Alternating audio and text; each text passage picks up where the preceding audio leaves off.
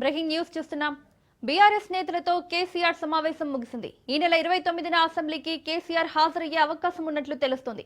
ఈ విషయాన్ని బీఆర్ఎస్ నేతలకు కేసీఆర్ చెప్పినట్లు సమాచారం. అసెంబ్లీ సమావేశాల తర్వాత బీఆర్ఎస్ భారీ బహిరంగ సభలు ఉండనున్నాయి. కాంగ్రెస్ ఎప్పుడు తెలంగాణకు ద్రోహమే చేసిందన్న కేసీఆర్, తెలంగాణ కోసం బీఆర్ఎస్ తప్ప ఇతర పార్టీలు పోరాడలేవన్నారు. 3 జిల్లాల్లో బహిరంగ సభలు పెట్టాలని నిర్ణయించారు. కేంద్ర రాష్ట్ర ప్రభుత్వాల ద్రోహం, అన్యాయాన్ని సభా వేదికగా ప్రజలకు వివరిద్దామన్నారు కేసీఆర్.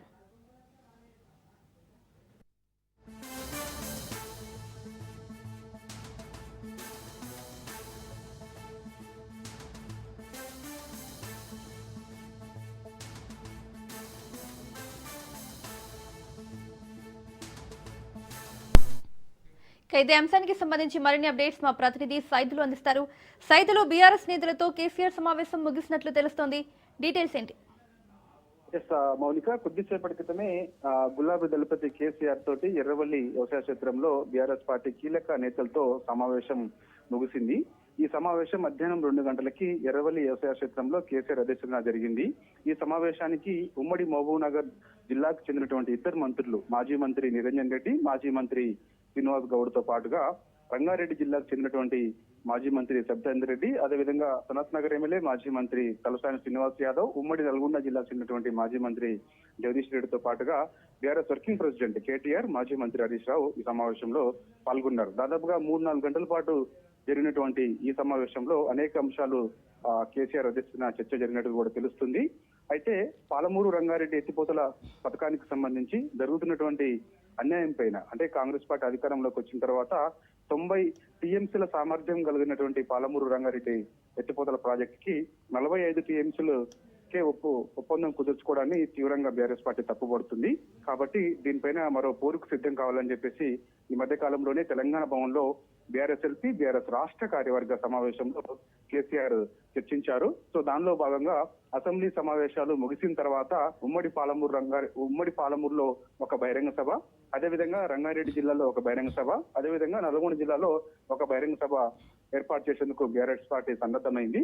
కాబట్టి అసెంబ్లీ సమావేశాలు ముగిసిన వెంటనే మనకి ఈ నెల 29 నుంచి అసెంబ్లీ శీతాకాల సమావేశాలు ప్రారంభం అవుతాయి. కాబట్టి ఆ సమావేశాలు ముగిసిన తర్వాత ఉమ్మడి పాలమూరులో బీఆర్ఎస్ పార్టీ భారీ బహిరంగ సభ ఏర్పాటు చేయబోతుంది. ఈ సభకు కేసీఆర్ హాజరవుతారు. అయితే అసెంబ్లీ సమావేశాలకు ఈసారి కేసీఆర్ హాజరవుతారా లేదా అనేది కొంత సందిగ్ధత నెలకొన్నది. కాబట్టి మనకు అందుతున్న విశ్వసనీయ సమాచారం ఏంటంటే ఈసారి కేసీఆర్ అసెంబ్లీ సమావేశాలకు హాజరవుతారని చెప్పేసి పార్టీ వర్గాల ద్వారా తెలుస్తుంది. కాబట్టి ఈ నెల 29 నుంచి ప్రారంభం కానున్నటువంటి అసెంబ్లీ శీతాకాల సమావేశాలకు ప్రతిపక్ష నేత కేసీఆర్ ఈసారి హాజరవుతున్నారని చెప్పేసి కూడా మనకు తెలుస్తుంది. కాబట్టి 29వ తారీఖు ఒకరోజు మాత్రమే కేసీఆర్ అసెంబ్లీకి వస్తారా, లేదంటే కంటిన్యూగా అసెంబ్లీకి వస్తారన్నది కూడా మనకి తర్వాత తెలిసే అవకాశం అవుతుంది. కాబట్టి మనకి 29న మొదటి రోజు అసెంబ్లీ సమావేశం ప్రారంభం అవుతుంది. 30, 31 ఈ 3 రోజులు కూడా సెలవు దినాలు ఉంటాయి. తిరిగి మళ్ళా అసెంబ్లీ సమావేశాలు 2వ తారీఖు నుంచి ప్రారంభం అవుతాయి. కాబట్టి సో ఇక ఎన్ని రోజులు అసెంబ్లీ జరుగుతుంది ఏంటి అనేది కూడా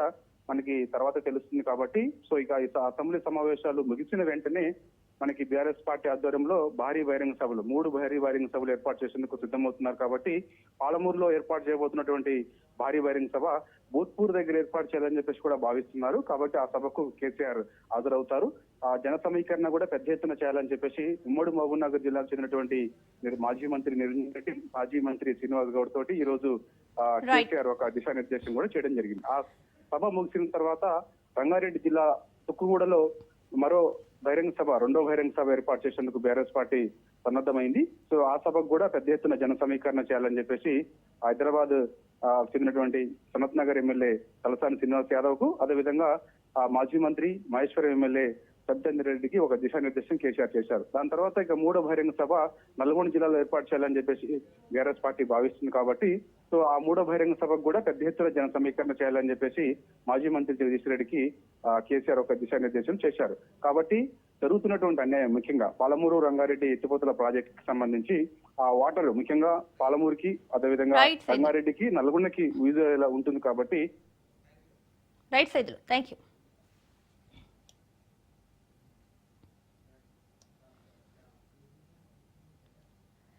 కేసీఆర్ ఒక్క ప్రెస్ మీట్ కు సీఎం రేవంత్ రెడ్డికి ముచ్చిమెటలు పట్టాయని బీఆర్ఎస్ వర్కింగ్ ప్రెసిడెంట్ కేటీఆర్ అన్నారు. ఇక కేసీఆర్ అసెంబ్లీకి వస్తే రేవంత్ రెడ్డి గుండె ఆగి చేస్తారని ఎద్దేవా చేశారు. గుంటూరులో చదువుకుంటే నీకేం బాధ అని ప్రశ్నించారు. గుంటూరులో ఇంటర్ చదువుకున్నా నీ అల్లుడు ఏపీ కాదా అని ప్రశ్నించారు. ఇక చిట్టినాయుడు కాదు భీమవరం బుల్లోడని ఎద్దేవా చేశారు. ఏం జరిగింది ఏం ఒరిగింది అంటే 3 జరుగుతున్నాయి. కూల్చివేతలు, పేల్చివేతలు, ఎగవేతలు. అంతే. ఈ ప్రభుత్వం ఏందా అంటే కట్టే కొట్టే తెచ్చే అని చెప్పినట్టు కూల్చివేతలు, హైడ్రాన్ పెట్టి పేదోళ్ళ ఇల్లు కూలగొట్టుడు. మొత్తం ఆల్విన్ కాలనీకి వెళ్ళి మొదలు పెడితే అన్ని బస్తీలలో ఇల్లు కూలగొట్టుడు తప్ప ఒక్క హైదరాబాద్లో ఒక్క ఇటుక పెట్టింది లేదు, ఒక ఇల్లు కట్టింది లేదు. ఇందిరమ్మ పేరు చెప్పుకొని బతుకుడు తప్ప ఒక్కటంటే ఒక్కటి మంచి పని మాత్రం గరీబోళ్లకు చేసింది లేదు ఈ ప్రభుత్వం వచ్చినాక. ఇక ఎగవేతల గురించి అయితే నేను చెప్పాల్సిన అవసరం లేదు. ఆయన పేరు మార్చుకోవాలా. యనుమల రేవంత్ రెడ్డి కాదు, ఎగవేతల రేవంత్ రెడ్డి. ఎందుకంటే మీరు చూడండి ఏమేం మాటలు చెప్పిండు, పెద్ద పెద్ద డైలాగులు కొట్టిండు. కేసీఆర్ గారు ₹1,00,000 ఇస్తున్నాడు లగ్గం చేసుకుంటే, కళ్యాణ లక్ష్మి షాదీ ముబారక్ అని నేను తులం బంగారం ఇస్తా అన్నాడు. సోనియా గాంధీ మీద ఒట్టన్నాడు. అట్లే ఆడపిల్లలకు నెలకు 2,500 ఇస్తా అన్నాడు. ప్రియాంక గాంధీ మీద ఒట్టన్నాడు. అయినాయా వాళ్ళకని వచ్చినాయా? 2,500 తులం బంగారం వచ్చిందా? ముసలోళ్ళని ముంచిండు. 2,000 పెన్షన్ 4,000 చేస్తా అని మాట్లాడిండు. వచ్చినాయా? ఇవేవి కాలేదంట. గానీ ఇప్పుడు 1,00,000 మంది ఆడోళ్ళని కోటీశ్వర్లు ఎత్తారట ఈ మొగోడు. ఆ పదవిలోకి వచ్చినోనికి సంతోషం ఉండాలి కానీ ఏడిపోయిందిరా నాయన. రోజు టీవీ పెడితే చాలు తిట్ల పురాణం తప్ప ఏముండదు. మీరు గట్టిగా అడిగిర్రు అనుకో, ఏమాయిరా భయ్ 2,500 ఏడు ఉన్నాయని చెప్పి మీరు అడిగిరంక ఆడపిల్లలు పోయి మీ గుడ్లు వీకి గోటీలు ఆడుతా అంటాడు. వీడెక్కడ ముఖ్యమంత్రి? ముసలోళ్ళు పోయి ఏమాయిరా భయ్ మరి 2,000 పెన్షన్ 4,000 ఎత్తానో 100 రోజులు అంటే నరక్తివి ఏడవన్నావు తమ్మి అంటే నీ పేగులు తీసి మెడలు వేసుకుంటా అంటాడు. అట్లాగే మన విద్యార్థులు పోయి ఏమయ్యా మరి 2 లక్షల ఉద్యోగాలన్నావు ఏం సంగతి అంటే నీ లాగుల తొండలు ఇడిచి పెడతా. వీడేం ముఖ్యమంత్రి, వీందేం భాష, నాకు అర్థమే కాదు. అరే 2 ఏళ్ళకి వెళ్ళి ఏం చేసినవారు అయ్యాను అంటే లాగుల తొండలు ఇడుస్తా, మెడల బేగులేసుకుంటా, గుడ్లు వీకి గోటీలాడతా, నీ అమ్మ నీ అయ్య గీదా భాష. నేనట మా అయ్య పేరు చెప్పుకొని బతుకుతున్నా అంట. అవు మా అయ్య గొప్పోడు, మా అయ్య తెలంగాణ తెచ్చిన మొగోడు మొనగాడు బరాబర్ చెప్పుకుంటా. తప్పేమున్నది? మా అయ్య పేరు నేను కాకపోతే ఎవడు చెప్పుకుంటాడు? నాకు అర్థం కాదు. మా అయ్య మొగోడు మొనగాడు తెలంగాణ తెచ్చినోడు బరాబర్ చెప్తా. మరి నేనేమంటున్నా, నువ్వు సకటి పనులు చేస్తే నీ పిల్లలు కూడా నీ పేరు చెప్పుకుంటారు. నువ్వు లుచ్చ పనులు చేసినావు అనుకో, నీ మన్మడు కూడా నీ పేరు చెప్పుడే గాలంగా మన్మని అని చెప్పుకోడు. మంచి పనులు చేయి నీ పేరు కూడా చెప్పుకుంటారు. నీలాగా ఆయన మళ్ళా అంటుండు కేసీఆర్ నట ముఖ్యమంత్రి కానియాడంట. నేను కూడా మీ అందరికి ఒకటే చెప్తున్నా, మీ అందరి దయ ఉంటే, మీ అందరి ఆశీర్వాదం ఉంటే ఖచ్చితంగా కేసీఆర్ సంగతి ఇడిచిపెట్టు. నిన్ను కొడంగల్లో కూడా మళ్ళీ గెలవనీయకుండా చేసే బాధ్యత మాది. నిన్ను కొడంగల్లో మళ్ళీ గెలవనీయకుండా మళ్ళీ అసెంబ్లీకి రానియకుండా చేసే బాధ్యత పార్టీగా మేమందరం, ప్రజలుగా మేమందరం తీసుకుంటాం. నువ్వు మాట్లాడే మాటలు, చేసే రోత పనులు, వాటికి ఇలా ప్రజలు అసహించుకుంటున్నారు. సీఎం రేవంత్ రెడ్డి ఢిల్లీకి బయలుదేరి వెళ్లారు. కాంగ్రెస్ వర్కింగ్ కమిటీ సమావేశంలో పాల్గొనేందుకు ఆయన ఢిల్లీ వెళ్లారు. ముఖ్యమంత్రి రేవంత్ రెడ్డితో పాటు మంత్రి దామోదర రాజనరసింహ, పీసీసీ చీఫ్ మహేష్ కుమార్ గౌడ్ కూడా ఢిల్లీకి బయలుదేరారు. కాంగ్రెస్ పాలిత రాష్ట్రాల ముఖ్యమంత్రులతో పాటు పీసీసీ చీఫ్లు, ప్రత్యేక ఆహ్వానితులు కాంగ్రెస్ వర్కింగ్ కమిటీ సమావేశంలో పాల్గొనేందుకు వస్తున్నారు. శనివారం ముఖ్యమంత్రి రేవంత్ రెడ్డి కాంగ్రెస్ పార్టీ పెద్దలతో సమావేశమయ్యే అవకాశం ఉంది. సిడబ్ల్యూసీ సమావేశం ముగిసిన తర్వాత మంత్రివర్గ విస్తరణపై రేవంత్ పార్టీ అగ్ర నాయకత్వంతో చర్చించే అవకాశాలున్నాయి.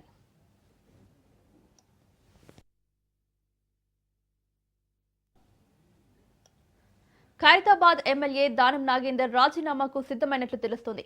ఆయన వ్యాఖ్యలు చూస్తే కొద్ది రోజుల్లోనే ఎమ్మెల్యే పదవికి రాజీనామా చేయడానికి సిద్ధంగా ఉన్నట్లు సమాచారం.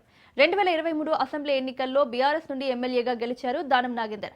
2024 పార్లమెంట్ ఎన్నికల్లో కాంగ్రెస్ నుండి సికింద్రాబాద్ ఎంపీగా పోటీ చేశారు. దానం నాగేందర్ కు అనర్హత వేటు పడకుండా ఆపడం కష్టమంటున్నాయి హస్తం వర్గాలు. టెక్నికల్ గా దానం నాగేందర్ పార్టీ మారినట్టు ఆధారాలు ఉన్నాయని చర్చిస్తున్నారు.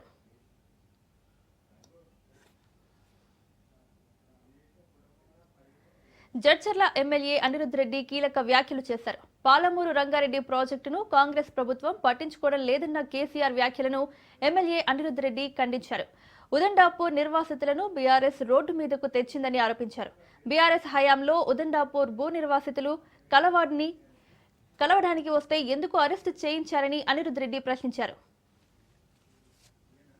నేను ఒకటే అడుగుతున్నాను, మా జడ్చర్ల నియోజకవర్గంలో ఉన్న ఉదండపూర్ రిజర్వాయర్ అక్కడ బాధితులు మిమ్మల్ని కలిసేదానికి వస్తామంటే అరెస్టులు ఎందుకు చేయించినావు? కుర్చీ వేసుకొని కంప్లీట్ చేస్తా అనే ప్రాజెక్టు నార్లాపూర్కి పోయి ఎలక్షన్స్ కన్నా ముందు బటన్ ఒత్తి ఇంకో మొత్తం కంప్లీట్ అయిందని చెప్పినవి మీరే కదా. చెప్పిన తర్వాత ఈరోజు 70% కంప్లీట్ అయింది, ఇంకా 30% కంప్లీట్ కావాలని చెప్పి మళ్ళీ మాట ఎట్లా మార్చినారు? నిజంగా మీకు పార్మూర్ రంగారెడ్డి లిఫ్ట్ ఇరిగేషన్ పైన చిత్తశుద్ధి ఉంటే మీరు కాళేశ్వరంకి 2 టీఎంసీ నుంచి 3 టీఎంసీ, 1 టీఎంసీ ఎట్లా పెంచినారు? 32,000 కోట్ల రూపాయలు దానికి పెంచడం జరిగింది. అదే మీరు అక్కడ పెంచకుండా 32,000 కోట్ల రూపాయలు ఇక్కడ ఉదండపూర్ రిజర్వాయర్ కానీ పార్మూర్ రంగారెడ్డి లిఫ్ట్ ఇరిగేషన్ అమౌంట్ ఇచ్చి ఉండుంటే ఈ రోజుకి ప్రాజెక్ట్ కంప్లీట్ అవుతుండే. ముందు మీరు ఇక్కడ ఎమ్మెల్యే రాజా సింగ్ ఆసక్తికర వ్యాఖ్యలు చేశారు. ఇవాళ కాకపోయినా రేపైనా నా ఇంటికి తిరిగి వెళ్తానన్నారు రాజా సింగ్. ఆ శుభ సమయం ఎప్పుడు వస్తుందో చెప్పలేనన్నారు. రాజా సింగ్ మళ్లీ బీజేపీలో చేరేందుకు ఆసక్తిగా ఉన్నారు. బీజేపీ పెద్దల అనుమతి కోసం వేచి చూస్తున్నారు. ఇంతకు ముందు టీబీజేపీ పెద్దలపై తీవ్ర విమర్శలు చేశారు Raja Singh.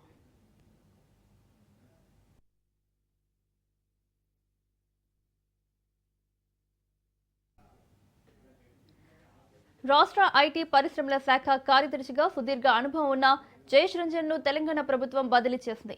Metropolitan area special CS గా నియమించడంతో పాటు పర్యాటక శాఖ స్పెషల్ సీఎస్ గా ఆయన్ని కొనసాగించాలని నిర్ణయించింది. అయితే జయేష్ రంజన్ బదిలీ అంశం ఇప్పుడు చర్చనీయాంశంగా మారింది.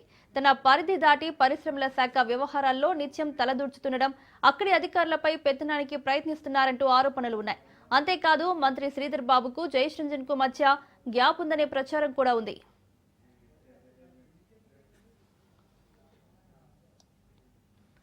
ముఖ్యమంత్రి సహాయ నిధి సీఎంఆర్ఎఫ్ పథకంలో నకిలీ బిల్లులు బయటపడుతున్నాయి. దీంతో నకిలీ బిల్లులపై అధికారులు దృష్టి సారించారు. అయితే ఈ పథకంలో వచ్చే డబ్బులను దక్కించుకోవడం కోసం కొంతమంది దళారులు అడ్డదారులు తొక్కారు. ఆసుపత్రులకు సంబంధించిన నకిలీ బిల్లులు సృష్టించి సీఎంఆర్ఎఫ్ కు దరఖాస్తు చేసుకున్నారు. రోగి చికిత్స చేయించుకోకుండా బిల్లులు సృష్టించారు. అధికారుల పరిశీలనలో ఈ వైనం బయటపడింది. ఉమ్మడి ఖమ్మం, నల్గొండ జిల్లాల నుండి అత్యధికంగా సీఎంఆర్ఎఫ్ దరఖాస్తులు రావడంతో అనుమానం వచ్చిన అధికారులు దర్యాప్తు చేపట్టారు. దొంగ బిల్లులు సృష్టించి దరఖాస్తు చేసిన బాధ్యులపై చర్యలకు సిద్ధమైంది ప్రభుత్వం.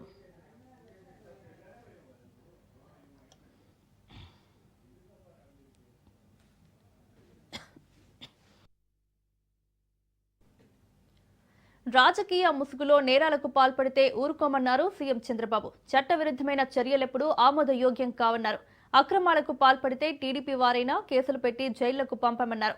సెటిల్మెంట్లు, బెదిరింపులకు పాల్పడితే కఠినంగా వ్యవహరిస్తామన్నారు. రౌడీయిజం చేస్తే రాష్ట్ర బహిష్కరణ ఉంటుందని వార్నింగ్ ఇచ్చారు సీఎం చంద్రబాబు. రప్పా రప్పా అంటూ ప్రజలను బెదిరిస్తున్నారని, జంతు బలి చేసి ఫ్లెక్సీలపై రక్తం చల్లి సమాజాన్ని భయభ్రాంతులకు గురి చేస్తారా అంటూ మండిపడ్డారు.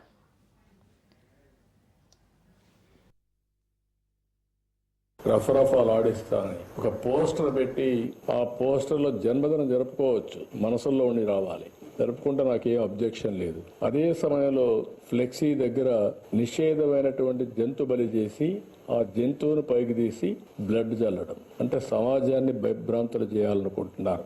ఆ రోజు కూడా మీరు పోలీసు వ్యవస్థ గుర్తుపెట్టుకోవాల్సింది, నేను ఏదైతే వివేకానంద రెడ్డి గారిని చంపినప్పుడు బయట ప్రపంచాన్ని నమ్మించారు హార్ట్ అటాక్ అని, అందరం నమ్మాం. నమ్మితే 2 రోజులకు నెక్స్ట్ ఈవినింగ్ నెక్స్ట్ మార్నింగ్ కి రివర్స్ చేశారు. అంటే ఒక నేరస్తులు నేరాలు చేసి ఆ నేరాలు వేరే వాళ్ళపై నేయడమే కాకుండా ఓసారి దానికి ఎల్బీ కూడా క్రియేట్ చేసుకుంటారు. వీళ్ళు నేరాలు చేస్తారు, అప్పుడు ఎక్కడో ఒక వీఐపీ దగ్గర ఉంటాడు. అంటే నేరం జరిగినప్పుడు వీటి మీద కేసు పెట్టనీయకుండా చేసే తప్పుడు పనులు ఇవన్నీ.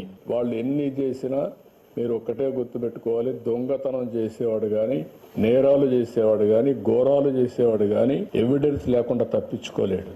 వాడు మనకంటే ఇంటెలిజెంట్ అయితే వాడు చేసి తప్పించుకుంటాడు. Welcome back. మనిషిలోని క్షమాగుణమే అతడిని ఉన్నత స్థితిలో నిలుపుతుందన్నారు ఆర్ఎస్ఎస్ చీఫ్ మోహన్ భగవత్. తిరుపతిలోని సంస్కృతి యూనివర్సిటీలో 4 రోజుల పాటు జరగనున్న భారతీయ విజ్ఞాన్ సమ్మేళన్ను కేంద్ర మంత్రి జితేంద్ర సింగ్, సీఎం చంద్రబాబుతో కలిసి ఆయన ప్రారంభించారు. మనమంతా ఈ ప్రపంచానికి ఎంతో కొంత రుణపడి ఉన్నామన్నారు. మానసిక సంతృప్తి లేకపోతే ఎంత పొందినా సుఖం కలగదని పేర్కొన్నారు.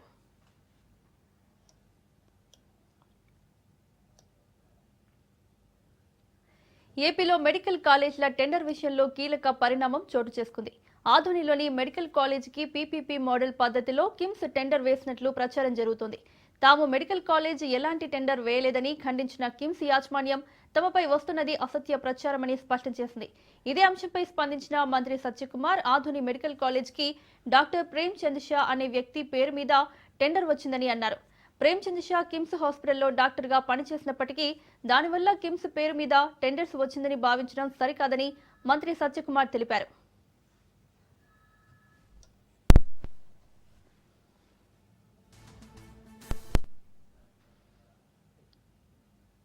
దేశంలో సిపిఐ, సిపిఎం, కాంగ్రెస్లే పోరాట ప్రతిమ ఉన్న పార్టీలన్నారు సిపిఐ జాతీయ కార్యదర్శి నారాయణ. సిపిఐ 100వ వార్షికోత్సవం సందర్భంగా తిరుపతిలో భారీ ర్యాలీ నిర్వహించారు. అనంతరం అమరవీరుల స్తూపానికి నివాళులర్పించారు. దేశం కోసం పనిచేసే పార్టీలు ఉన్న దేశంలో కార్పొరేట్ సంస్థలకు ఊడిగం చేసే పార్టీలు ఉండడం బాధాకరమన్నారు. బీజేపీ పార్టీ అధికారంలోకి వచ్చిన తర్వాత మాదక ద్రవ్యాల అమ్మకాలు, అత్యాచారం పెరిగిపోయిందన్నారు. గుజరాత్లోని అదానీ డ్రగ్స్ మాఫియాను అరికట్టాలన్నారు.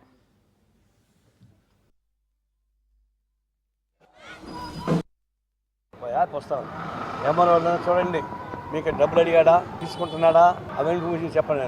ఎవరికి తెలుదయ్యా? నువ్వు ఎంఆర్ఓ ఆఫీస్ కానీ లేకపోతే సబ్ రిజిస్టర్ ఆఫీస్ కానీ ఎక్కడికి పోయినా లంచాలు లేకుండా పని కాదు. మేము కూడా బాధ్యులమే. మా పని వచ్చినప్పుడు డబ్బులు 10,000 ఇవ్వాల్సి వచ్చింది. కాబట్టి ఊరికి తక్కువ మాట్లాడండి. మీరు చేసేది ఎక్కడ? కోట్లాది రూపాయలు విలువైన భూములు మొత్తం సంపన్నులకు అప్పగిస్తూ కింద వాళ్ళు మాత్రం ఏం తీసుకోవద్దని అంటే ఏమింటారు? నువ్వేం కోట్ల రూపాయల భూమిని సంతర్పణ చేస్తావు, రేపు రాబోయే ఎన్నికలో ఆమె అనిపించుకుంటావు. అది తెలుదా రెవెన్యూ వాళ్ళకి? ఏ రెవెన్యూ వాళ్ళకి సంతకాలు పెడుతున్నారు, సబ్ రిజిస్టర్ సంతకాలు పెడతారు. వాళ్ళకి తెలుసు కదా ఎంత భూమి ఎవరికి ఇస్తున్నాడు, ఊరికి ఎందుకు ఇస్తున్నాడు. కాబట్టి మనమే తీసుకోవచ్చు కదా. తేనె తీసినాక నాకు ఒకడు ఉంటాడు, చెయ్యి తేనె చేస్తాడు, బట్టలు పోస్తాడు, చెయ్యి నాకుంటాడు. అది చేస్తున్నాడు. కొంతమంది జాగ్రత్త పడు. కార్పొరేట్ కంపెనీ ఊరికి చేయబాక. నువ్వు అప్పుడు నిలబడితే అప్పుడు వీళ్ళు కూడా నిలబడతారు. నిలబడితే ఫైట్ చేస్తావు. ఇంకా మీరేమో చట్ట పనులు చేస్తుంటారు, అవినీతి పనులు చేస్తుంటారు హోల్సేల్గా. వీళ్ళు రీటైల్గా పైసలు తీసుకుంటారు. మీరు కోట్ల రూపాయలు మీద అయితే ప్రజల పోరాటమే తన పోరాటమని నమ్మిన వ్యక్తి వంగవీటి రంగా అని కొనియాడారు వంగవీటి ఆశాకిరణ్. వంగవీటి రంగా 37వ వర్ధంతి సందర్భంగా ఎన్టీఆర్ జిల్లా విజయవాడలో రంగా విగ్రహానికి పూలమాల వేసి నివాళులర్పించారు. భౌతికంగా రంగా చనిపోయిన ఆశయాల్లో బ్రతికే ఉన్నారన్నారు. ఇకపోతే తాను ఏ పార్టీలోకి వెళ్లడం లేదని స్పష్టం చేశారు. సోషల్ మీడియాలో జరుగుతున్న ప్రచారాన్ని ఆమె ఖండించారు. పేద బడుగు బలహీన వర్గాల సంక్షేమం కోసం అసువుల బాసిన వంగవీటి మోహన్ రంగా గారు జీవితం అందరికీ మార్గదర్శనం. పేదవాడి కోసం తన ఆఖరి శ్వాస వరకు పరితపించేవారు. వాళ్ళ పోరాటమే నా పోరాటం అని ఎప్పుడు ముందుండేవారు. తనతో పాటు మనుషుల్ని ముందు నడిపించుకుని వెళ్ళేవారు. ఆ మహనీయుడు చనిపోయి 37 ఏళ్లైనా ఇవాళకి రాష్ట్ర వ్యాప్తంగా ఘనంగా ఆయన కార్యక్రమాలు చేసుకుంటున్నారంటే ఆయన అభిమానుల గుండెల్లో ఎంత చిరస్థాయిగా నిలిచిపోయారనేది మనం అర్థం చేసుకోవచ్చు. ఆయన చేసిన త్యాగాలు గాని, ఆయన చేసిన పోరాటాలు గాని, ఆయన ఒక అమరజీవి కింద మిగిలిపోయారు. రంగా గారు భౌతికంగా చనిపోయారే గాని ఆయన ఆశయాలు అనేది ముందు తీసుకెళ్ళినంత కాలం ఆయన ఎల్లప్పుడూ బతికే ఉంటారు. ప్రతి పేదవాడి పోరాటంలోనూ, అణగాని వర్గాల హక్కుల కోసం పోరాటంలోనూ ఒక రంగా ఎప్పుడు బతికే ఉంటాడు. అది గుర్తుంచు. ఏపీ సీఎం చంద్రబాబు సతీమణి నారా భువనేశ్వరి పామరు నియోజకవర్గంలోని ఎన్టీఆర్ స్వగ్రామం నిమ్మకూరులో పర్యటించారు. స్థానికంగా పాఠశాలలో ఏర్పాటు చేసిన కార్యక్రమంలో విద్యార్థుల పవర్ పాయింట్ ప్రెజెంటేషన్ తిలకించారు. అనంతరం తన బాల్యంలో నిమ్మకూరులో గడిపిన గత స్మృతులను భువనేశ్వరి స్మరించుకున్నారు. వేసవి సెలవుల్లో నిమ్మకూరు వచ్చి తన సోదరితో కలిసి బస్సులో సినిమాకి పామరు వరకు వెళ్లే వాళ్లమని విషయాలను పంచుకున్నారు. ప్రభుత్వ పాఠశాలలో విద్యార్థులు కష్టపడి చదువుకొని ఎదగాలని కోరారు. నేను తెలుగులో మాట్లాడొచ్చు, కానీ నేను మాట్లాడను. ఎందుకంటే మీకోసం, మీరు ఈ స్కూల్లో చదువు అయిన తర్వాత మీరు వేరే కాలేజ్కి వెళ్ళినప్పుడు the first thing you have to study is in English. You'll be taught in English. So I request the faculty and the students, all of you converse in English. Then it will get very easy for you for your future. That's why I'm requesting all the children and faculty member, all of you please talk in English. So I'm very happy to be here. I cannot forget the sweet memories of Nimmakuru, which is my grandfather Lakshmi Tataya garu ఊరిది. 1,000 రూపాయలు ప్రతి సంవత్సరం ఇచ్చి వాళ్ళ ఇంట్లో కూర్చోకూడదు, వాళ్ళు బడికి వెళ్ళాలి. అందుకే అది ఎంత కష్టమైన మీ అందరికీ తెలుసు. ట్రెజరీలో ఇప్పుడు కూడా సరిగా డబ్బులు లేవు, కానీ ప్రజలకి అందాలి అని ఆయన ఏమేమి హామీలు ఇచ్చారో ప్రజలు శ్రేయస్సు కోసం అవన్నీ ఆయన ముందుకు తీసుకెళ్తున్నారు. ఎస్పెషలీ తల్లికి వందనం, దాంట్లో 54 లక్షల తల్లులకి ఈ తల్లికి వందనం పథకం అందుతుంది. ఆ డబ్బు గురించి ఎంత కష్టపడి ఆయన తిరిగి మీ తల్లులకి ఇస్తున్నారు. మీరు అంత కష్టపడి ఈ యావత్ ఆంధ్రప్రదేశ్ అవ్వనండి, భారతదేశానికి కానీ మీరందరూ ముందుకు తీసుకెళ్లాలి. మహబూబాబాద్ జిల్లాలో రైతులకు యూరియా కష్టాలు తప్పడం లేదు. పీఎస్ఈఎస్ ఎదుట చెప్పులు క్యూ లైన్లో పెట్టి పడిగాపులు కాస్తున్నారు రైతులు. మహబూబాబాద్ తొర్రూరు రహదారిపై రైతుల రాస్తారోకో చేశారు. ప్రభుత్వానికి వ్యతిరేకంగా రైతులు నినాదాలు చేశారు. సరిపడా యూరియా పంపిణీ చేయాలని డిమాండ్ చేశారు. రైతుల ఆందోళనతో రహదారిపై వాహనాలు నిలిచిపోయాయి.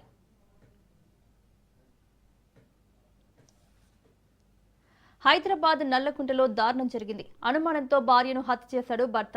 పిల్లల ముందే పెట్రోల్ పోసి నిప్పు పెట్టాడు. కూతురిని కూడా మంటల్లో తోసేసి పరారయ్యాడు. ప్రేమించి పెళ్లి చేసుకున్న వెంకటేష్, త్రివేణి మధ్య గొడవలు జరుగుతున్నాయి. త్రివేణి ఎక్కడికి వెళ్లినా వెంకటేష్ అనుమానిస్తూనే ఉండేవాడు. ఈ క్రమంలోనే త్రివేణిపై పెట్రోల్ పోసి నిప్పంటించాడు వెంకటేష్.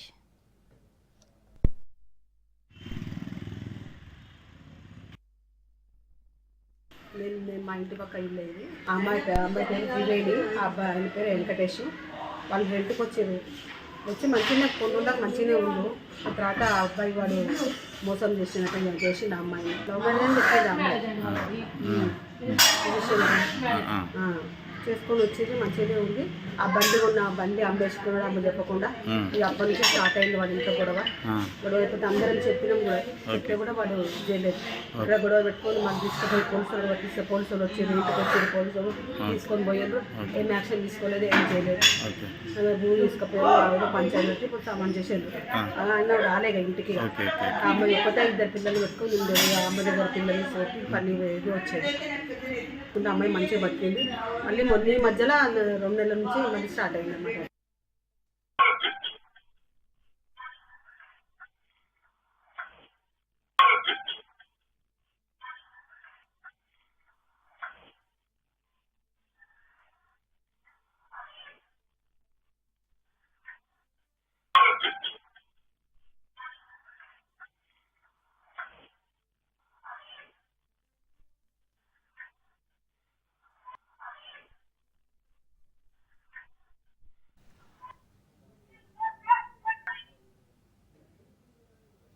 పార్వతీపురం మన్యం జిల్లా గరుకబిల్లి మండలం తోటపల్లి సుంకి రోడ్డుపై ఉదయం వేళ గజరాజులు రోడ్డు క్రాస్ చేయడంతో ట్రాఫిక్ కు అంతరాయం ఏర్పడింది.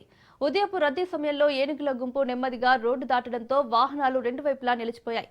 కొంతసేపు ట్రాఫిక్ పూర్తిగా జామ్ అయింది. కొంతసేపటి అనంతరం గజరాజులు రోడ్డును పూర్తిగా దాటి వెళ్లడంతో ట్రాఫిక్ సాధారణ స్థితికి వచ్చింది. అడవులకు సమీపంలోని రహదారులపై ప్రయాణించే సమయంలో వాహనదారులు అప్రమత్తంగా వ్యవహరించాల్సిన అవసరం ఉందని అధికారులు సూచిస్తున్నారు.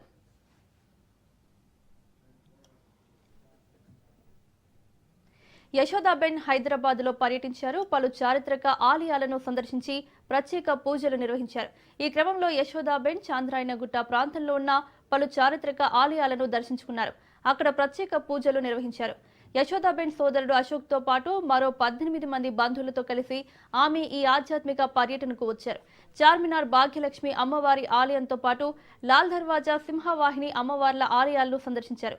యశోదాబెన్ బంధువులు కొందరు చాంద్రాయనగుట్ట ఆర్ఎస్ఎస్ మైదాన సమీపంలో నివసిస్తున్నారు. ఆమె వారి ఇంటికి అతిథిగా వచ్చారు. ఈ ఆధ్యాత్మిక యాత్రలో భాగంగా యశోదాబెన్ పాత బస్తీలోని పలు ప్రసిద్ధ చారిత్రక ఆలయాల్లో మొక్కులు చెల్లించుకున్నారు.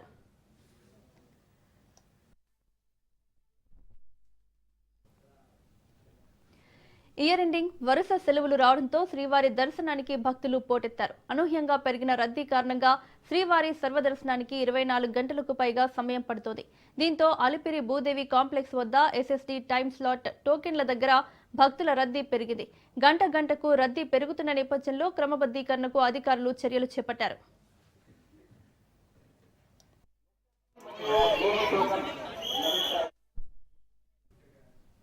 భద్రాచలం శ్రీ సీతారామచంద్ర స్వామివారి వైకుంఠ ఏకాదశి ప్రయుక్త అధ్యయనోత్సవాలు ఘనంగా జరుగుతున్నాయి. ముక్కోటి ఏకాదశి అధ్యయనోత్సవాల్లో భాగంగా 7వ రోజు స్వామివారు శ్రీ రామావతారంలో భక్తులకు దర్శనమిచ్చారు. శ్రీ రామావతారంలో ఉన్న స్వామివారిని మాడవీధుల్లో ఘనంగా ఊరేగించారు. సూర్యగ్రహ బాధలున్న వారు రామావతారాన్ని దర్శించడం వల్ల ఆ బాధల నుండి విముక్తి పొందుతారని భక్తుల విశ్వాసం.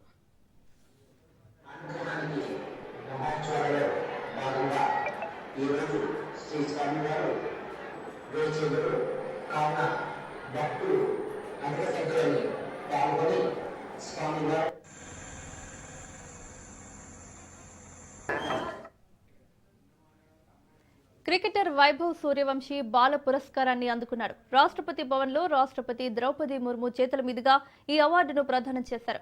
ప్రధానమంత్రి రాష్ట్రీయ బాల్ పురస్కార్ దక్కిన జాబితాలో క్రికెటర్ వైభవ్ సూర్యవంశీ నిలిచాడు. చిన్న వయసులోనే క్రీడల్లో అసాధారణ ప్రతిభ చూపినందుకు వైభవ్కు ఈ గౌరవం దక్కింది.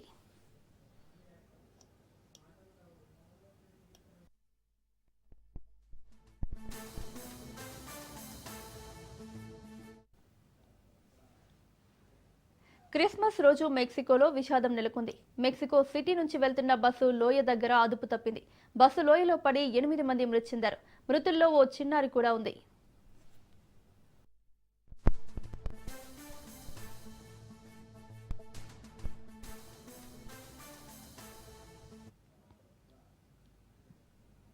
దేశీయ మార్కెట్లో రోజు రోజుకు బంగారం, వెండి ధరలు ఆకాశాన్ని అంటుతూ కొత్త రికార్డులు సృష్టిస్తున్నాయి. హైదరాబాద్ లో 24 క్యారెట్ల గ్రాముల బంగారం ధర 1,42,150కి చేరింది. అటు వెండి కూడా పరుగులు పెడుతుంది.